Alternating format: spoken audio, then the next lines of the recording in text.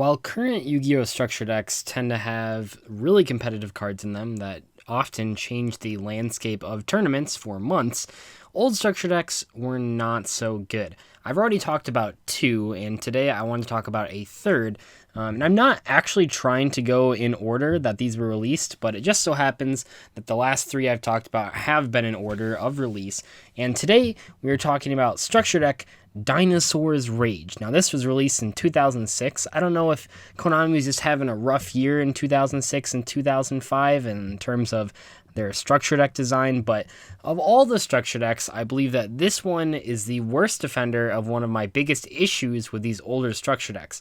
While nowadays you see decks centered around one really coherent strategy, the old structure decks often just included cards because they went with the theme of the deck, not the strategy.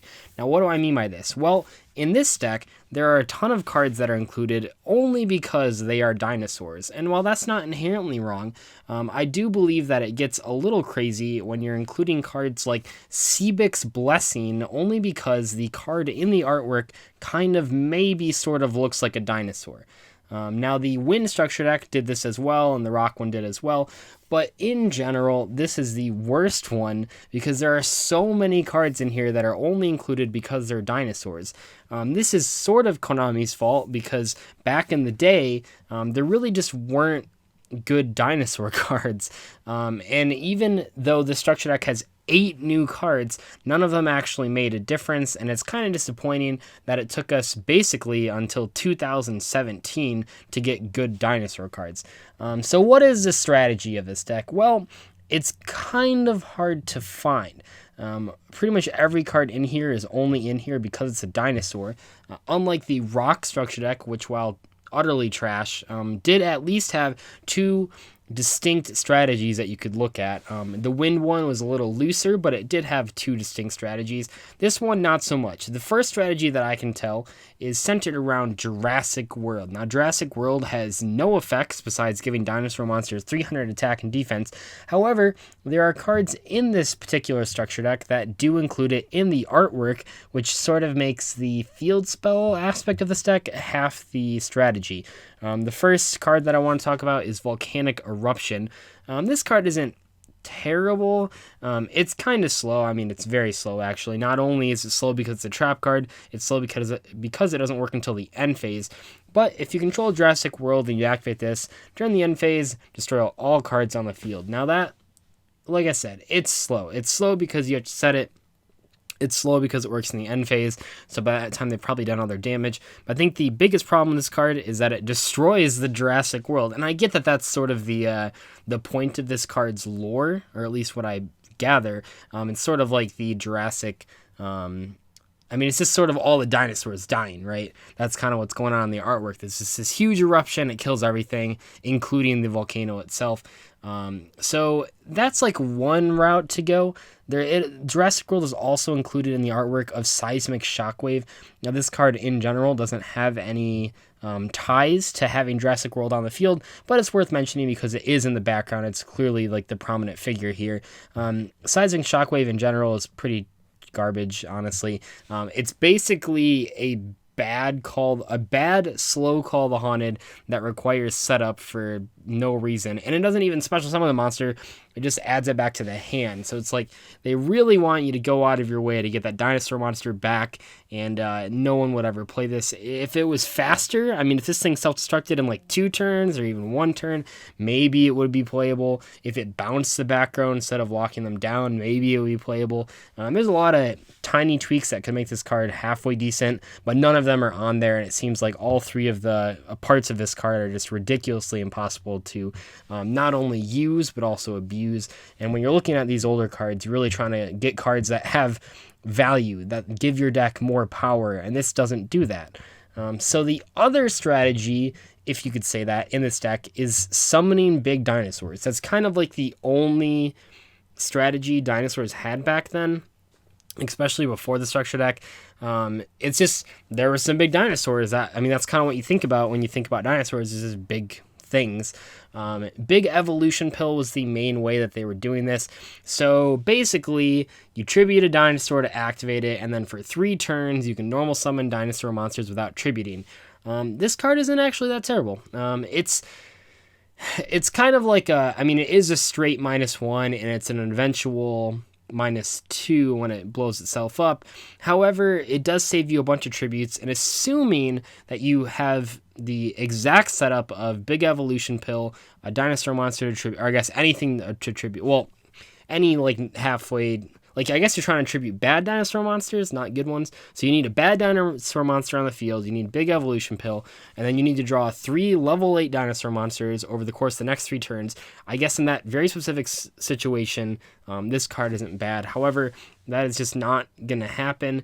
It might happen once every 1,000 games, but it's probably not going to happen even if you played 3 copies of this as well as plenty of dinosaurs. It's just unlikely, and there'll be times when you don't draw this card and then you have a ton of level 8s in your hand that you can't even summon. It's kind of rough out there, but you can kind of see that Konami wanted you to summon big monsters, just because, the other area to point towards this is Tail Swipe, sort of like just a way for rewarding you of having level 5 or higher dinosaur monsters. You can see the parallels there. This card isn't great. It's not terrible, mainly because if you have a huge level 5 dinosaur monster on the board, it can probably attack over what your opponent has anyway. Maybe not in like modern Yu-Gi-Oh, obviously, but at least when this structure deck came out, there weren't like a ton of threatening monsters. Mostly back then, it was like spells and traps that were like ruining the game, as opposed to now where all the monsters are just like the main part of the deck. So I don't think that this card's really necessary. It's not nearly as good as the dragon equivalent that bounces back row. Bouncing monsters just isn't as good, especially back when this deck was released, but it's at least a place that we can point to say, hey, Konami wanted you to summon big dinosaurs. Perhaps the worst card in the entire structure deck, maybe worse than Baby Ceratosaurus, is Miracle Jurassic Egg. Now this is like, it's just everything bad about old cards. It's slow, it's inconsistent, and the payoff is just simply not worth the speed. So when it's face up on the field, it cannot be banished. I don't know how that's ever going to matter, but it's just an extra thing here. It has 0 attack points, 2,000 defense, and each time a dinosaur monster is sent from the graveyard, or sent to your graveyard, place 2 counters on this card. You can tribute it, special summon 1 dinosaur monster from your deck whose level is less than or equal to the number of counters that were on this card. So to get value out of this thing, it has to be face up on the field. Hopefully you are setting this thing first turn and your opponent is attacking into it. After that, you want it to remain face up on the field while 3 dinosaur monsters are sent to your graveyard. At that point, you can then tribute this card to summon a level 6 from your deck. That's pretty good. If you're really ambitious, you can leave it on the field until you get 8 counters on it, which would be 4 dinosaur monsters, and then that way you can actually summon like the big cards in your deck. Although I really, really doubt, and actually we can just look back at like what was topping tournaments back in 2006. I don't think this card would have lasted on the board that long. It clearly was way too slow, but that was, I think, their idea. So what are you summoning with these cards? Well, I think the least bad card is Black Tyranno. Black Tyranno can attack your opponent directly if your opponent only controls defense position monsters. There are a couple cards in this particular structure deck that switch your opponent's monsters to defense position. That's kind of a nice combo. That would have been like a cool strategy if they gave you a bunch of dinosaurs that did this and a bunch of cards to switch things to defense. That's not what they do, but it would have been cool. This card's, it's all right. It's just a big beater, basically. But that's probably the least bad of the big dinosaurs. Probably the worst is actually the cover card. If you're noticing a theme with these structure decks, it's that unlike now, the old structure decks, the worst card in the entire deck tends to be the cover card, the boss monster. I don't know why that is, but Super Conductor Tyranno is a level 8 dinosaur monster with a lot of attack points, but its effect lets you tribute a monster to do 1,000 damage to your opponent if you trade off the attack that you would have that turn. Yeah, that's garbage. They seem to have, someone pointed out in the last structure deck review that Konami really had a thing for big boss monsters that only did 1,000 damage for like no reason. Exod did 1,000 damage when you flip summon things. The wind guy that I can't, Smorg, Smorg. The wind one did 1,000 damage during the end phase. This guy does 1,000 damage for tributing things. I don't know why that was like their favorite mechanic, but it doesn't work. This is just so counterintuitive. You give the deck a huge dinosaur monster, and then its effect isn't aggressive. It trades its attack to do 1,000 points of damage. When are you ever doing that? That's so bad. Maybe if it wasn't once per turn, you could do some like crazy combos with it. And I know it's not a hard once per turn, but even then, the work you'd have to go through to summon this thing, tribute something, and then get rid of it, and then bring it back, and then tribute something else would just be insane, especially for the time period.